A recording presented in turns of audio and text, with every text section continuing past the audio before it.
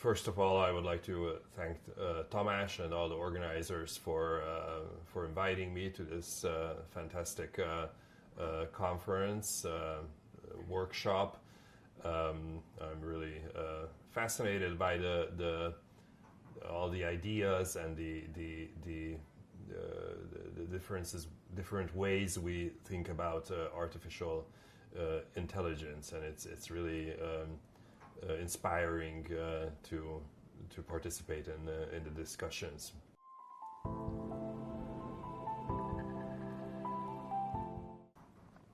So I should tell that I'm trained as a medical doctor, and I work as a psychiatrist, and I also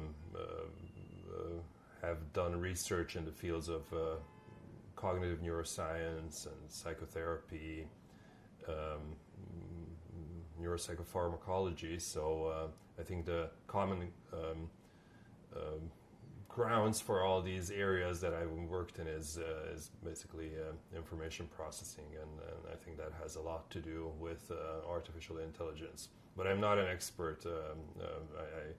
I just use artificial intelligence tools as an everyday user.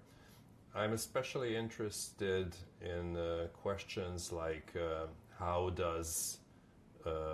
will the use of artificial intelligence influence human neurodevelopment, the cognitive and emotional development of children, and if we have good answers to this question, how should we use this information for issues of regulation? It's really interesting to talk together with computer scientists, but also teachers who work with small children or teenagers, and to discuss their experiences, and a very simple question, for example, how and when should artificial intelligence be introduced into education? What is the ideal age when children should start using these tools?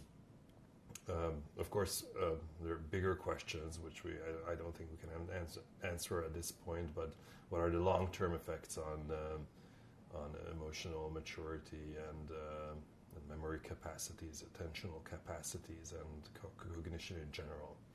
So that's one question that I'm interested in, and I've already received interesting insights from other participants. The other big question for me is using artificial intelligence as a tool for the treatment of patients suffering from mental disorders. And of course that's a huge area, because psychiatric disorders in themselves are very heterogeneous. It's very different to treat somebody with schizophrenia or depression or ADHD. We're still talking about this. There are already many tools that we know patients are using a lot. I've had several patients who told me that they communicate the most with ChatGPT, for example. Is this good? Is this bad? That's a huge question. Should we develop special AI tools for patients?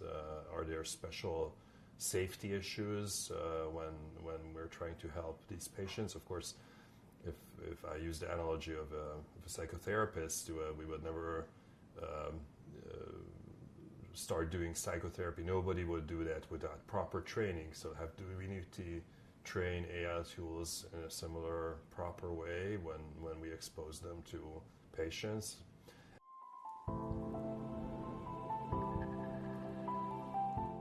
My overall take on this question is positive. I think that patients with different psychiatric disorders could benefit a lot, or can benefit a lot, from using AI tools, and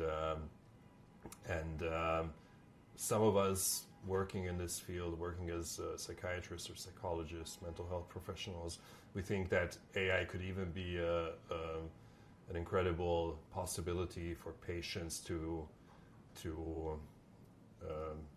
decrease their handicaps, to decrease their disability in terms of psychiatric disorders. So basically, AI could be a tool for them to practice communication, practice discussing ideas, which can, in the long run, help them a lot.